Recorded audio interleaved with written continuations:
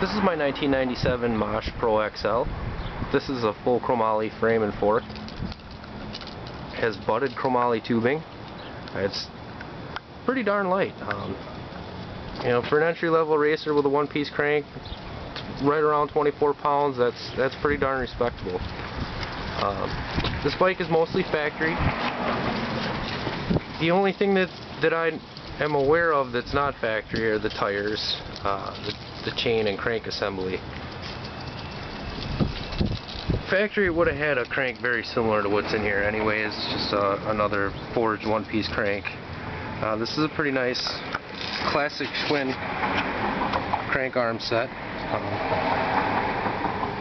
Set of DK platform pedals, KMC silver chain. I pretty much just did a full overhaul and detail on this thing. It's looking pretty darn nice. The seat is actually all the way down. The seat post is full length. It's uncut, so I mean you could run it about 8 inches above the collar if you wanted to. And if you wanted to go down any further, you'd have to trim it. Pretty respectable looking bike for a 97. A friend of mine had one of these back in the day, and when I had the opportunity to pick this up, I scooped it up right away because I knew that they were pretty much a, I hate to say like overlooked and underrated brand, but they kind of are.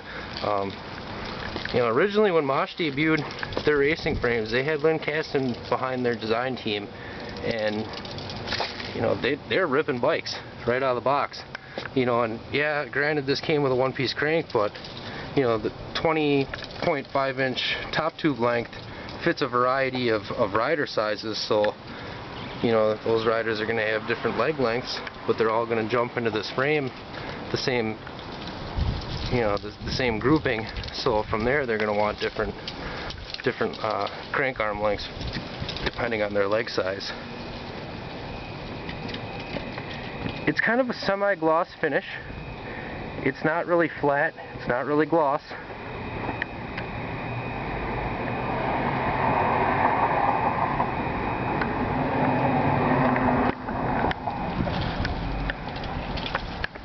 Oh, these are some brakes that I had added as well. It didn't have brakes when I had made the score on it. Factory wheels are pretty darn respectably straight. They have stainless steel spokes from the factory, alloy single wall Alex hoops with alloy hubs. I repacked the bearings, trued out the wheels. You know, the tires they're hanging in there, but they, you know, be expecting to be changing those out fairly soon. I don't know, you know, ride them in the ground or whatever. One little slit on the seat that's fairly predominant right there, and there's like a tiny little abrasion right there, and when you come around the back there's like another tiny little pinhole size one right there, and there's a little bit of a curl to the side of the foam here. You can really see when you're standing over it. Not so much from straight on from the side. And the chrome on the bars and the fork is a little hazy and scratchy. I think somewhere down the line somebody had taken some steel wool to it that was too abrasive for it, and well, it looks a little scratchy and hazy in areas, but you really got to be like right on it to see it.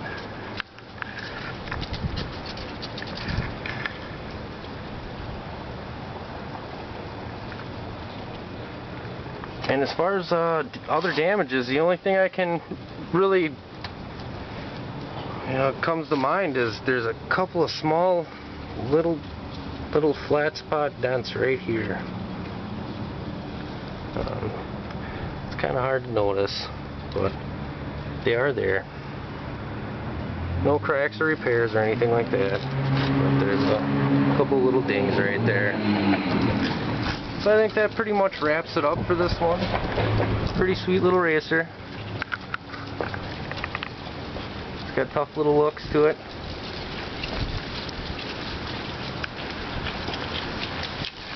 And as I believe I mentioned, it's a 20.5 inch top tube length center to center.